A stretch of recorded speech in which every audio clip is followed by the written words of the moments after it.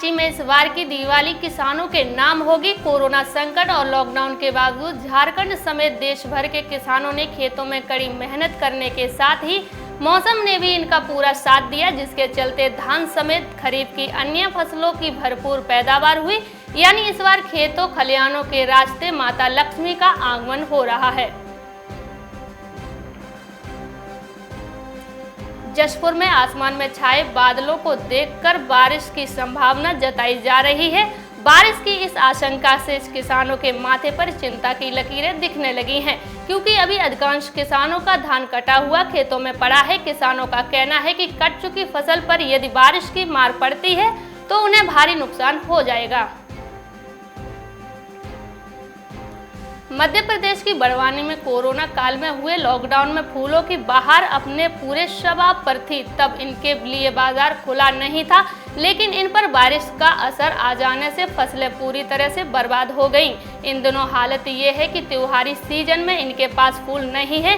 कई माली तो बाहर महंगे दाम में मंगा रहे हैं, उसमें इनके मुनाफा बहुत कम हो रहा है।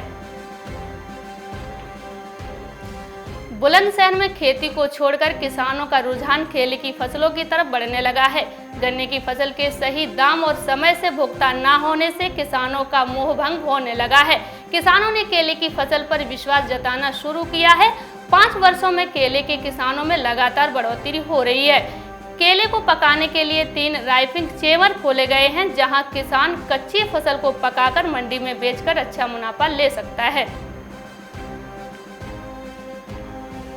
झारखंड के किसान आलू की खेती करने में अव्वल हैं, लेकिन आलू के समुचित रखरखाव की व्यवस्था नहीं होने से किसानों में निराशा है। किसानों का कहना है कि आलू की खेती करना अब काफी महंगा हो गया है। इसी वजह आलू की बीज की कीमत बढ़ रही है। किसानों के मुताबिक वर्तमान समय में आलू के बीज कीमत 35 से 40 रुपए प्रति किलो है। आलू के बीज की कीमत के अलावा खाद बीज भी महंगा हो गया है। दिल्ली स्तर गाजीपुर फल और सब्जी मंडी में बिचौलियों की सक्रियता के चलते खुदरा बाजार में सब्जियों के दाम आसमान छूने लगे हैं। मंडी में इन बिचौलियों को माशाखोर के नाम से पुकारा जाता है। ये आड़ती से ज्यादा मात्रा में सस्ती दर पर सब्जियां खरीदकर उसमें अपना मुनाफा जोड़कर खुदरा विक्रेताओं को बेचते हैं, जिसकी वजह से सब्जियों के दाम बढ़ जाते हैं। बिलासपुर में फसल काटने के लिए तैयारी थी, लेकिन तेज हवाओं और जोरदार बारिश ने सारी तैयारियों पर पानी फेर दिया। अचानक आई इस आफत ने नारियल उत्पादक किसानों पर तो असर डाला ही, साथ ही देश के हर कोने तक इसका असर फैला है। पहला असर नारियल का सबसे बड़ा उपभोक्ता राज्य बिहार पर पड़ा है, जहां छठ पूजा की मांग नारियल के लिए निकली हुई है। दूसरे राज्यों में दिवाली के बाद मांग उत्पादन क्षेत्र पर पहुंच गई है।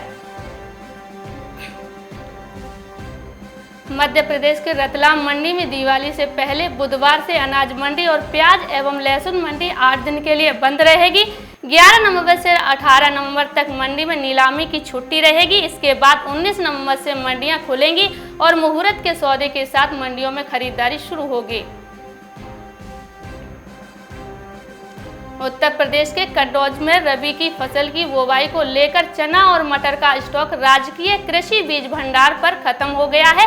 गेहूं और सरसों के बीज की बिक्री बहुत कम मात्रा में हो रही है। इससे किसानों को इधर उधर भटकना पड़ रहा है। केंद्र से किसान सरसों और गेहूं का बीज बहुत कम मात्रा में खरीद रहे हैं। इसका कारण तो ये है कि किसान अलग अलग प्रजातियों के गेहूं के बीज भरोसे बैठा हुआ है। जम्मू में लंबे समय के बाद अब किसानों को बारिश मिलेगी। मौसम बिगड़ना शुरू हो चुका है। धूप के साथ साथ आसमान पर बादल नजर आएंगे। बता दें कि अगले 1-2 दिन में आसमान पर पूरी तरह से बादल रहेंगे, फिर बारिश हो सकती है। किसानों की राह आसान होगी, जो कि जमीन में नमी नहीं होने के कारण जो किसान अपने खेतों में बुवाई नहीं कर पा रहे थे, वो अब कर सकते हैं।